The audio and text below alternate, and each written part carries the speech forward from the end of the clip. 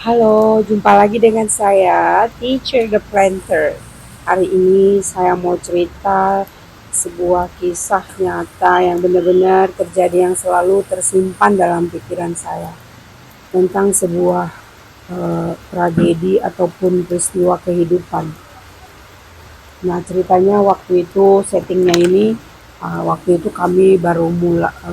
saya baru mulai masuk kuliah di sebuah universitas negeri di Medan. Waktu itu pada zaman itu ada yang namanya Pancasila. Jadi selama 2 minggu sebelum memulai perkuliahan kita itu diharuskan mengikuti penataran Pancasila P4 gitu. Nah, jadi biasanya ini pelaksanaannya masing-masing fakultas itu digabungin, bukan masing-masing fakultas tapi digabungin. Misalnya anak fakultas ini digabung beberapa fakultas dalam satu grup. Nah, waktu itu kami Fakultas Sastra dapat bagian bergabung bersama Fakultas Kedokteran Gigi sama sama MIPA, Fakultas MIPA sama Kedokteran Gigi sama Sastra. Nah, waktu itu selama 2 minggu itu kita mengikuti penataran P4 itu. Nah, di antara teman itu ada satu cewek yang saya bilang di sini ya benar-benar cantik sekali. Cantik, dia itu kalau nggak salah keturunan Aceh ya. Cantik sekali, matanya belok, rambutnya bagus, dan memang benar-benar dia tuh keluarga, saya bilang pastilah keluarga kaya. Karena apa? Karena di, dari segi pakaian dan dari segi tampilannya itu, wardrobe-nya itu benar-benar uh, matching dan fashionable. Nah, sementara kami pada waktu itu kan anak kos dari kampung, jadi berpakaian seadanya aja. Dan kami waktu itu kos di Padang Bulan Medan. Nah, sementara si Nona ini, nah, namanya SM, saya inisial aja ya, SM. Nah, dia itu uh, diantar pakai mobil setiap hari ke tempat kita penataran itu. Nah, terus kita pada saat itu merasa, wah, how lucky she is. Benar-benar dia sangat beruntung sekali jadi orang, kita bilangnya. Dia cantik, pasti pintar, masuk kedokteran gigi ya pintar lah. Nggak mungkin masuk kedokteran negeri kalau dia nggak pintar kan. Dia cantik, pintar, kaya, waduh, nyaman lah.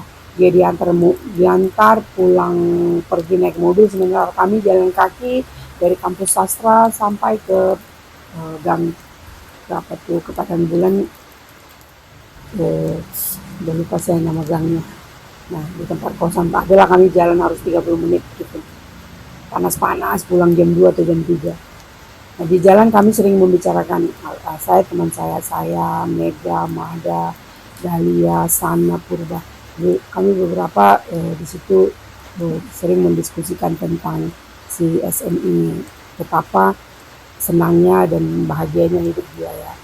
Nah, waktu berlalu, habislah itu masa penataran, kita udah mulai kuliah, udah mulai melakukan kegiatan seperti biasa.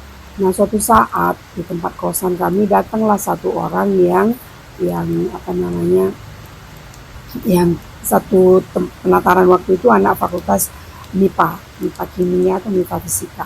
Terus dia berkunjung, wah kita ketawa-ketawa, wah bercerita lah rame kan, kita mengenang itu waktu saat-saat kita bersama selama 2 minggu itu. Lalu tiba-tiba dia bilang begini, kalian ingat nggak ya si SM yang cantik sekali itu, yang waktu itu anak dokteran gigi. Langsung kami bilang, ya iyalah ingat, masa lupa. Salah satu tanda-tanda ketidakadilan Tuhan pada kita, tips itu, itulah omongan kami secara bercanda ya. Kok dia bisa cakep, kaya, pinter, segala macam, sementara kita udah miskin, ngekos di sini susah lagi, otak pas-pasan. Nah, itu kita bercanda gitu. Lalu tiba-tiba teman kami itu bilang gini, kalian tahu nggak, jangan bilang gitu, dia sekarang sakit loh. Hah, sakit apa? Cancer. Dia ternyata cancer payudara. Kami satu grup yang tadinya ngakak ketawa-ketawa semuanya langsung terdiam. Aduh, Masa sih? Iya, kemarin saya udah dengar dari teman, dia botak dia katanya gitu. Aduh, kami benar-benar shock dengarnya kan. Terus yang tadinya kita bercandain gini gini gini, nggak ada lagi yang bercanda, semua dia.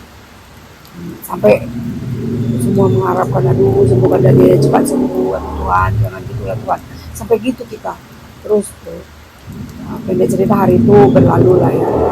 Sekitar beberapa bulan kemudian, si teman ini datang lagi pada saat hari Sabtu pulang kampus cepat, dia main ke rumah kita. Lalu akhirnya kita pun tanya lagi, kamu ada dapat kabar nggak tentang dia udah sembuh belum atau gimana?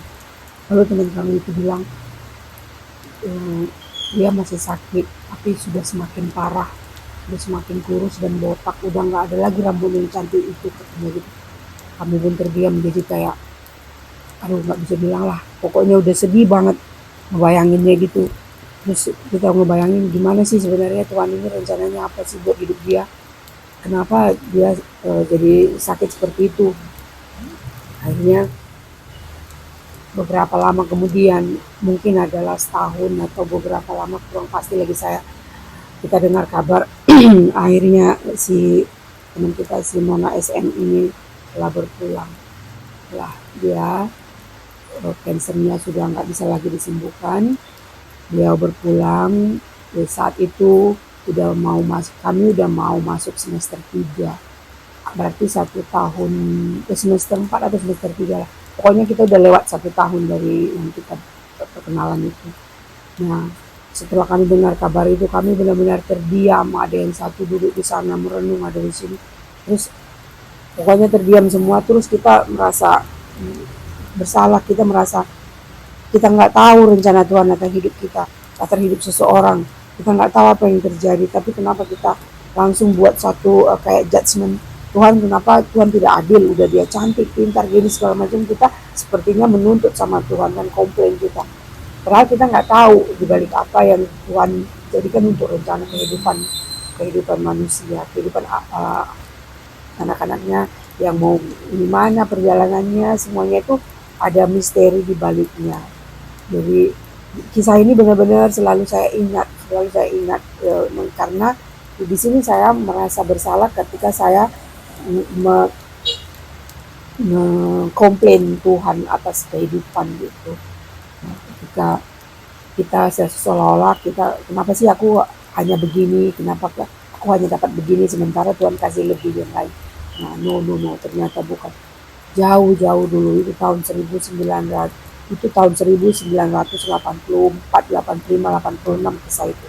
Dan sampai sekarang masih terus melekat di otak saya tentang kisah kehidupan seseorang yang telah dirancang oleh Tuhan.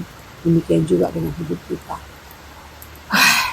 Oke lah sob, that's all my story. Apapun tentang cerita saya, kalau bisa menginspirasi teman-teman semua, terima kasih.